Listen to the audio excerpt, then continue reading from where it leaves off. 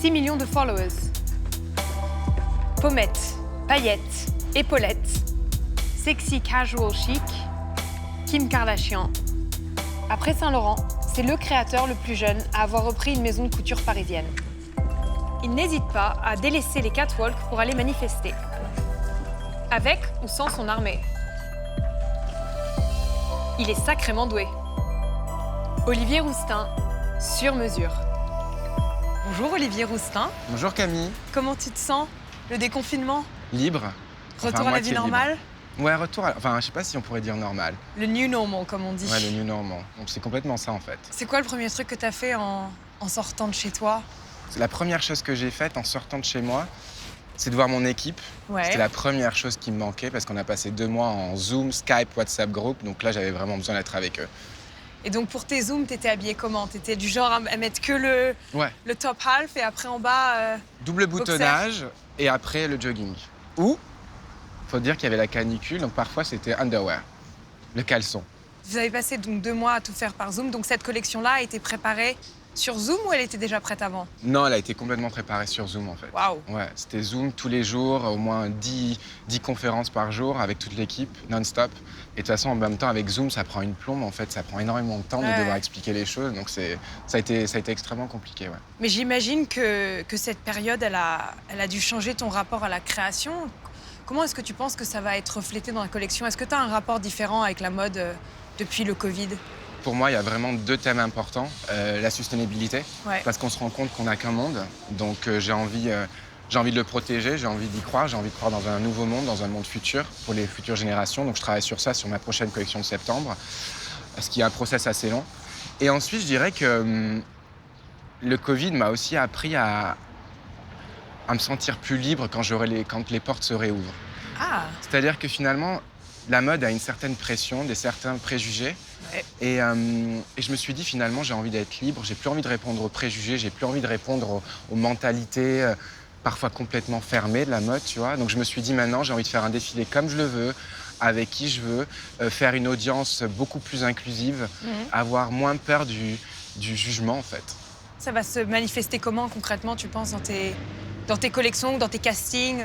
Dans mes collections, j'ai envie de travailler sur une façon de présenter mes collections différentes, une audience beaucoup plus grande. Donc moins de shows, le format fashion show comme on l'a vu. J'ai D'accord. plus envie de faire des formats fashion Oh là là, show. plus de show Balmain, non. Si, un show Balmain, mais différent. Un show Balmain qui sera beaucoup plus inclusif, où les portes seront beaucoup plus ouvertes au monde, en fait. J'essaie d'y croire et j'essaie de... En même temps, avec la social distance qu'on a aujourd'hui, voilà. Tu vas nous faire des masques Balmain ou pas? Oui, bien sûr. On en a déjà fait qui sont sortis là, sur ma dernière pré-collection qu'on a présentée là. Et on va continuer, bien sûr. Tu penses que c'est quelque chose qui va être intégré de manière permanente ou... Ouais, je pense que c'est ce que tu disais, c'est le new normal. Le new normal. Quelles sont tes inspirations en ce moment? J'imagine que c'est pareil, étant enfermé chez soi, c'est pas le même processus pour créer une collection. D'habitude, j'imagine que tu voyages, que tu lis, etc. Comment ça s'est passé cette fois-ci? Mais tu sais, c'est pas si compliqué que ça, en fait, parce que je suis quelqu'un qui voyage beaucoup dans ma tête. Enfin, tu vois, j'étais dans un orphelinat quand j'étais petit, j'ai été adopté.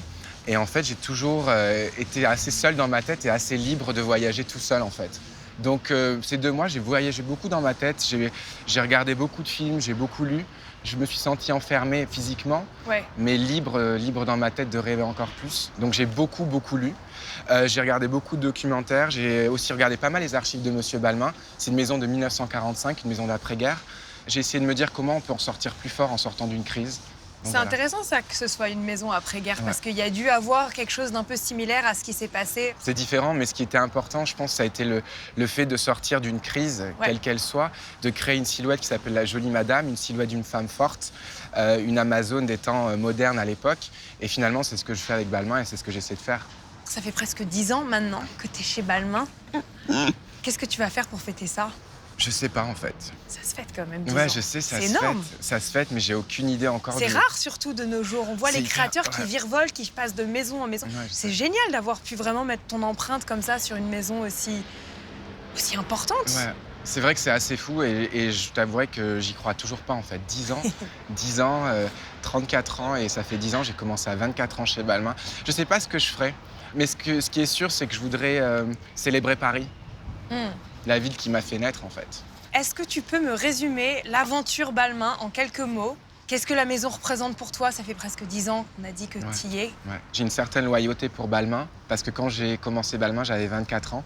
Mon président m'a dit on vote pour la méritocratie, ce qui était quelque chose de pas forcément évident à l'époque. C'est-à-dire il y a 10 ans, il n'y avait pas beaucoup de jeunes dans des maisons de mode. Évidemment, il n'y avait pas de black au sein d'une maison de luxe française. Donc je dois dire que j'ai une certaine loyauté pour la maison.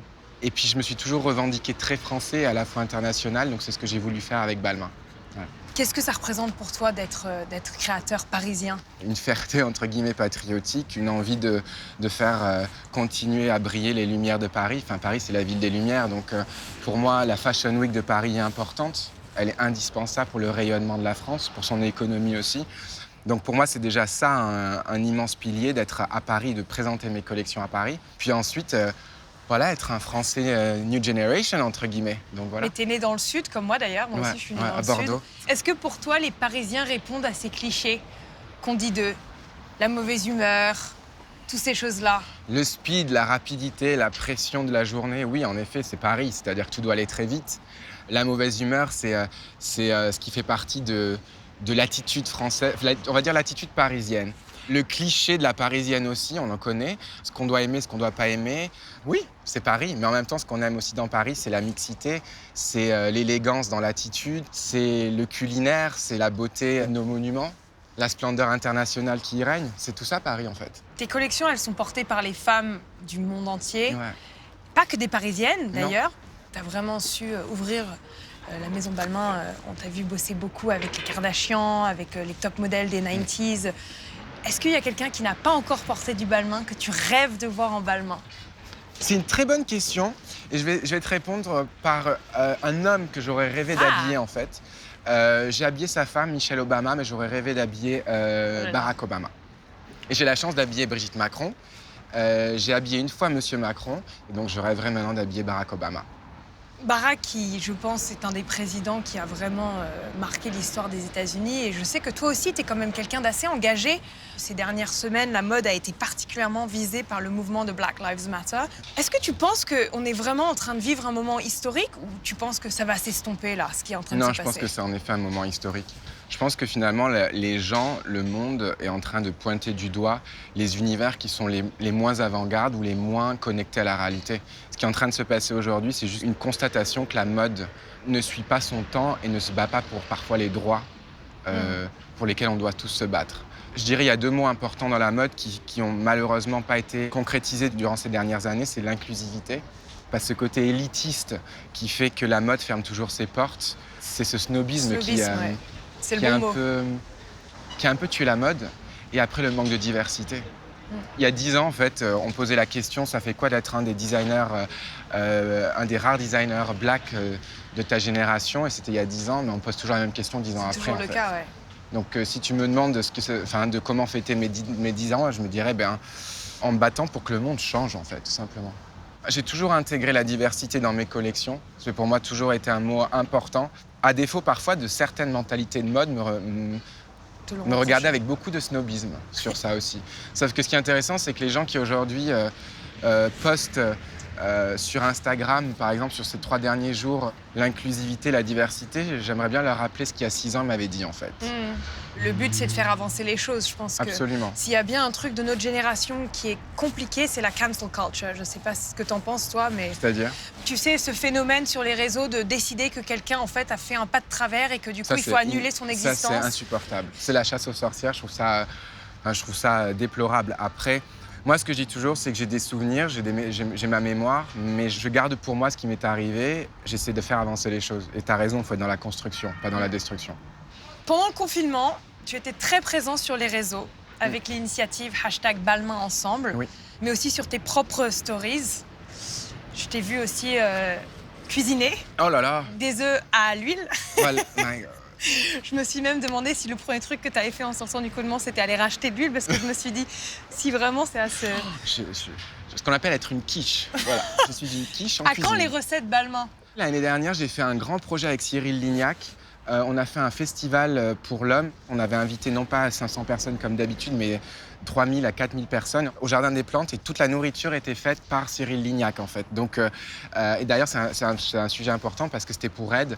les fonds pour la lutte contre le HIV. Donc tout ce qu'on avait fait, c'était pour ces fonds-là. Mais tout ça pour te dire que j'ai un grand respect pour Cyril Lignac.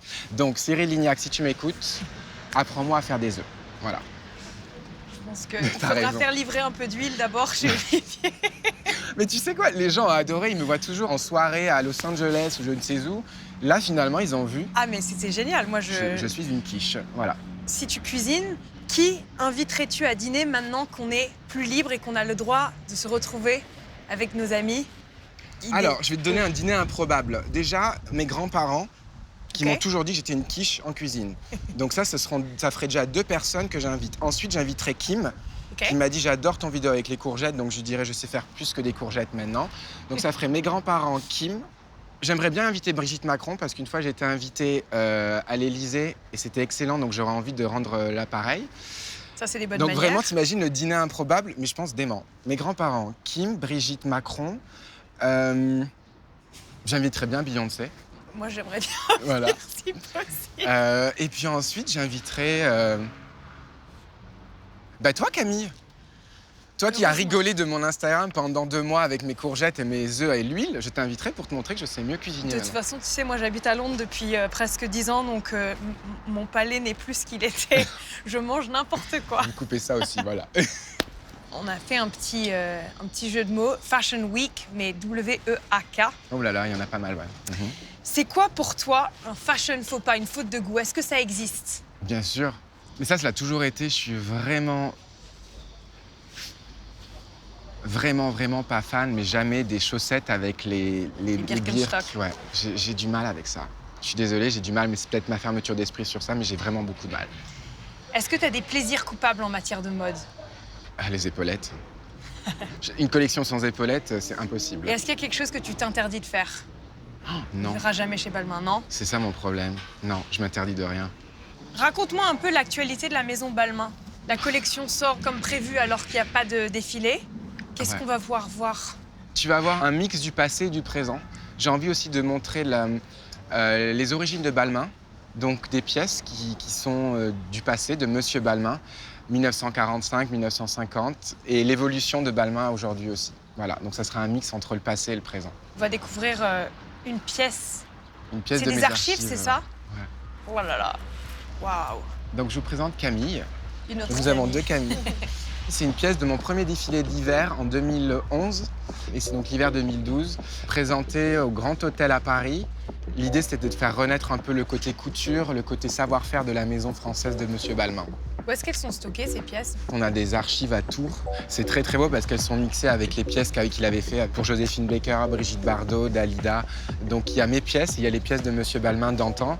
Il y a aussi des pièces de Karl Lagerfeld qui a commencé chez Monsieur Balmain aussi en 1950, je crois. C'est tout un univers. Il y a combien d'heures de travail sur une robe comme ça, tu penses? Je pense, j'en suis sûr, c'était 1 mois de travail à l'époque. Incroyable. Donc voilà. Camille, c'était une interview très agréable. on coupe ça tout de suite, je vous le dirai. Deuxième surprise, peut-être? Cette robe qui, pour moi, est un très beau souvenir, c'était la robe de Kim pour les bachelorettes. C'était mon premier défilé hiver. Et c'est surtout une robe qui a inspiré toute la collection H&M qui a été vendue en 98% sell-through en, 10 minutes. Ouais, c'était ouf. Et c'était important pour moi de rendre toutes les pièces Balmain aussi accessibles. Et il y a donc de la broderie, des perles. Broderie, perles, le canvas, tu sais que ta grand-mère, elle tricote parfois les oreillers. Donc voilà, donc c'est une robe, ce que j'appellerais une robe bien franchouillarde.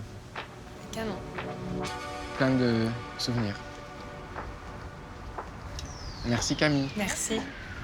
Merci Olivier d'être venu aujourd'hui et j'ai hâte de découvrir ce que tu nous as concocté en confinement et de voir la nouvelle collection. Merci à vous tous, c'était un super moment. Et merci de ton soutien, fierté française, je tiens à le préciser.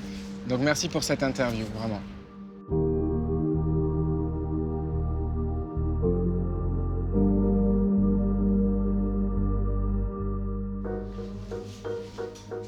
Olivier, quelle est ton humeur maintenant? Libre. On apprécie de plus en plus la liberté quand on sort de chez soi, je crois. Est-ce que tu peux définir la mode? Oui. En combien de mots, Camille? 3. Sublimer. Aller à contre-courant. Parce que je pense que la mode, c'est aussi ça sa force. C'est de penser à ce qui se passe dans 6 mois, même si on est dans le présent. Et je dirais un échappatoire. Ta plus grande force? Je pense que ma plus grande force, c'est de ne pas avoir peur. Finalement, parfois, je me dis, je suis comme un gamin qui met le doigt dans le feu parce qu'il ne se rend pas compte que ça brûle. Et je pense que ça a été ma force chez Balmain, c'est d'être parfois trop jeune pour faire des choses. Et en fait, finalement, ça a payé. Ta plus grande faiblesse? Avoir fait confiance trop facilement. Pour quelles occasions est-ce que tu ne dis pas la vérité? Quand ma mère vient me voir en backstage après le défilé, me dit ça va? Je lui dis oui, ça va super bien. Alors je viens de me faire déboîter par un magazine et que tu vois tout de suite qu'ils n'ont pas du tout aimé mon show. Donc ça, je mens souvent à ma mère en fin de défilé. C'est normal, c'est une maman, elle veut toujours que son fils se sente bien. Donc ça, c'est le premier. La seconde chose, je dirais... Ah, ça, c'est très mode. You look so good. Yes, oh my God, this outfit looks so great on you. Quel est ton passe-temps favori? J'adore boxer. Je boxe tous les matins à 6h30. J'ai mon cours de boxe pendant 1h30 et ça me fait du bien. Comment gères-tu ton stress? En boxant. Le meilleur conseil qu'on t'ait donné?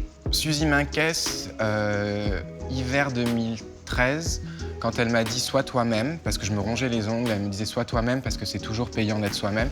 Et en fait, je me suis rendu compte d'une chose qui a l'air peut-être futile, mais je dis toujours en interview, et c'est vrai, « I would rather to be hated for who I am than being loved for who I'm not ». Et parfois, la mode, on a tendance à vouloir faire plaisir, et il vaut mieux se faire plaisir à soi-même. Quelle est la qualité que tu recherches chez un ami? Je suis peut-être trop exigeant, c'est pour ça que j'ai pas d'amis. Non, je déconne. La loyauté. Et la qualité que tu recherches le plus chez un amant? Bah là, il y en a tellement que si tu veux, c'est pour la raison pour laquelle je suis célibataire depuis maintenant 10 ans.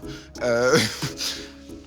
Il y en a trop, je peux faire la liste? Alors, loyauté, confiance, drôle, qui me fasse rêver, qui me challenge. Bon, en gros, tout ça, quoi, ce qui fait que je suis toujours seule. Mon numéro est 06. Est-ce que tu pardonnes facilement les défauts de tes amis? Absolument pas. Donc ça, c'est clair, non? Sais-tu accepter la critique? Ah oui, oui, ça c'est sûr. J'accepte beaucoup la critique, oui. Parfois trop, d'ailleurs. Quelle est la clé d'une vie meilleure? Ça a l'air cliché, mais peut-être vraiment se sentir bien avec soi-même. Du moment où on se sent bien avec soi-même, les gens nous aiment bien, je crois. Quel serait ton conseil pour un jeune créateur? N'essaye pas de plaire aux autres, plaise à toi-même. Et quelle est ta Kardashian préférée? Non mais... C'était quoi? C'est les Proust Questions, c'est ça? Joker. Non, c'est pas Joker. Ma préférée, mais c'est la fondation de tout, c'est Kris Jenner. Ah. Comme ça, tu dis Kris Jenner et tu sais que t'as toutes les filles. Merci Olivier. Merci Camille.